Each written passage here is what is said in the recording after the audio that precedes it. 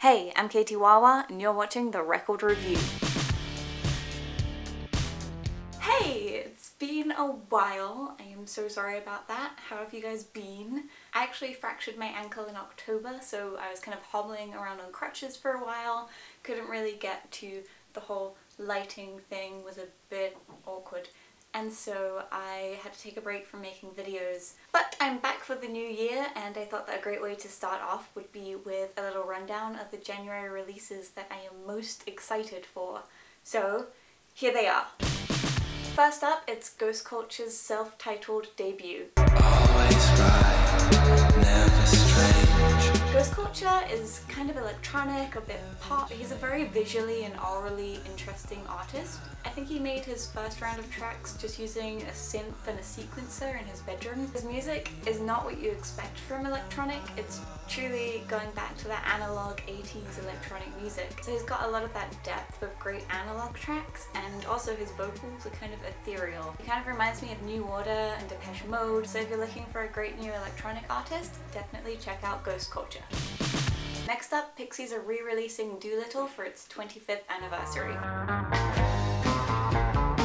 So not only are Pixies re-releasing that classic second album, they're also adding in a bunch of bonus tracks. They're including all the album B-sides, a bunch of demos, and then I think they've also got some John Peel sessions in there. Nearly half of the tracks on the album haven't been released commercially before, so there's a whole lot of new things in there. I think for the vinyl it's going to be a double album edition, and the great thing about it is that I already know that I love all of it. This is the album that they took Here Comes Your Man, This Monkey Gone to Heaven, and Debaser from, so it's a really great classic Pixies album. Next, Aqualung is releasing a new album, 10 Futures. Why? It's like we've been fading out for eons.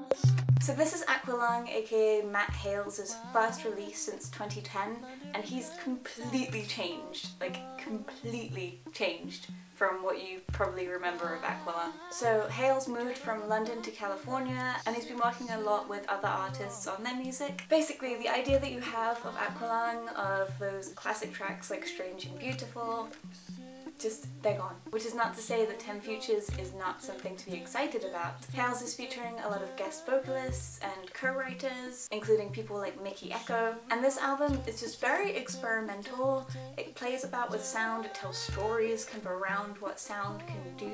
I found it really interesting that Hales has said that in this album he is trying to shed the singer-songwriter's skin, because that's exactly what it does. So I'm really excited to hear the full album to see just how different Aqualung now is. Next, it's Girls in Peacetime Want to Dance from Belle and Sebastian.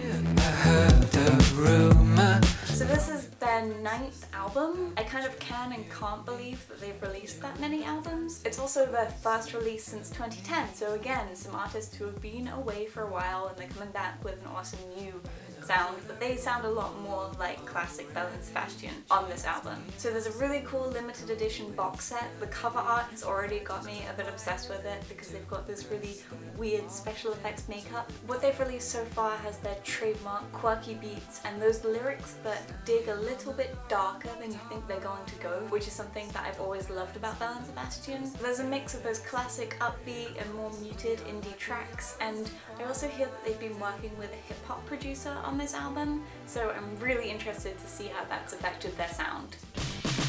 Next, What a Terrible World, What a Beautiful World from the Decemberists. I want you, thin fingers, I wanted you. So first of all, the artwork on this album, which is by Carson Ellis, is just beautiful. I just want to gaze at it for a while. So in their 7th album, they're really returning to that great indie folky style that they do so well. I had a hint of the Grateful Dead in their singles like Make You Better. They're very, very earwormy, if that's a word, but you know, they get into you. I think this album is gonna be really good.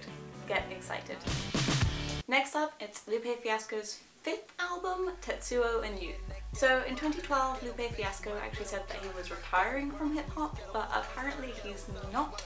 But I'm actually really excited about this. I really love his album Lasers, and that plus Food and Liquor Part 2 really got me through some really tough times, so I'm always excited to hear new stuff from him. I was originally a little bit nervous about this album because he seems to get a lot of flack from reviewers, I think especially for that release Snitches. It seems like he's kind of like a love-hate artist, but having listened to some of the releases like Deliver, Madonna and Adoration of the Magi, it's really good. True to form, it takes a few listenings to really get what's going on in the tracks. If you listen to Deliver, it's like the first time you think, oh, this is kind of cool. Second time you start to hear all the like great beats going on. Third time you're starting to listen to the words and you're hearing what he's actually saying. Then the next time it's like there are more metaphors. So it's like every time you listen to him, you're getting a new layer, and it is that multi-layered approach that I just love about him. Next, Marilyn Manson is releasing a new album, The Pale Emperor. Can't decide if you wear me out or wear me well.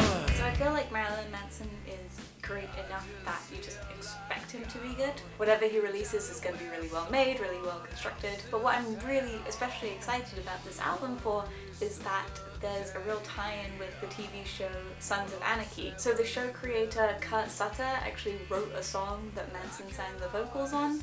I'm not sure if it's part of this album, but I know it did in Sons of Anarchy itself. And Marilyn Manson's also playing a guest role in Sons of Anarchy, where he's playing like a white supremacist. It's really interesting. I guess it makes sense, but it's like a connection I didn't make before between biker culture and the hard rock goth persona that Manson has. I also think it's so interesting how Marilyn Manson used to be so provocative and go out of his way to be provocative, and I feel like he hasn't actually changed his behaviour that much, but he's not as shocking to people anymore, which I think is interesting, like how he's still doing more and more provocative things, but we don't really mind anymore. So I am really looking forward to The Pale Emperor. Next, Mikky Ekko is releasing his debut, Time. Smile, the worst is yet to come. Mikky Ekko is one of those guys who's been around on the peripherals. He's been doing some guest spots, featured artists on a lot of other people's tracks. You might know him for being featured on Rihanna's track, Stay. He has a really unique voice and he's been quietly transforming pop with a slightly bluesy twist. His lead single, Smile, is just amazing. I really love that song. I think it perfectly taps into what's popular in pop right now, but also changing it a little bit, so it's like evolving pop for us a bit. You might have also heard his single Pull Me Down, which was remixed by Ryan Hemsworth in a really great dance track. Next up, it's No Cities to Love from Sleater-Kinney. Of all the releases this month, I have to admit that I am most excited about this one. After 7 years apart, Sleater-Kinney finally reunited in 2014. Apparently they were recording this album in secret. They've obviously all still been in music, and Carrie Brownstein of course was in one of my favourite sketch comedy shows, Portlandia, but it is so refreshing to hear them back. Their music doesn't sound like the way that it did back in 2006, it's kind of been updated, it's evolved, but it still sounds like them. There's this really great quote from Carrie Brownstein that I love about it, where she said, "We sound possessed on these songs, willing it all, the entire weight of the band and what it means to us back into existence." I think that that's true. They really are carrying the weight of bringing back a certain type of music. This release makes me wistful for that whole period of rock when we had Sleater-Kinney and then people like the Donnas, that awesome period of Riot Girl inspired female indie rock. So I'm hoping that we might have a bit of like a resurgence of that, which would be really exciting. Finally, Charli XCX is releasing Sucker. Are you saying I feel like when one of your singles features so heavily on the soundtrack for one of the biggest young adult movie adaptations of the year, you've kind of made it, right? And I'm really loving her more 80s inspired Madonna, Susie Sue look and style. I love artists who do that, so I actually think she's kind of similar to people like Lana Del Rey and Lady Gaga, not in the styles that they've specifically chosen, but in their commitment to having like this very streamlined vision. And I love the stylized way that Charli XCX includes that 80s music video style in her videos. She does kind of remind me of Robin Sparkles from How I Met Your Mother. in a good way. It's kind of the best of that 80s rebel teen pop. Her songs are really refreshing in the current pop scene, probably because she's such a great songwriter herself. I think it's really important to remember that she co-wrote Iconopop's I Love It, because that was just such a great pop song. So this album was actually released in the US in December, but it's finally being released in the UK and Europe this month. So that's it. That's what I'm really excited about for January. Please let me know what you're excited for this month, what you think of the albums I picked, and if I missed anyone major out who you think should really be included. Also, be sure to let me know below if you want me to review any of these albums. I am building up my list and getting ready to get through it. I also just wanted to say thank you to everyone who's been so patient with me about my Ultraviolence review. That is coming up next, and I don't know, I just wanted to say thank you, I guess, that you guys are interested in what I have to say about it.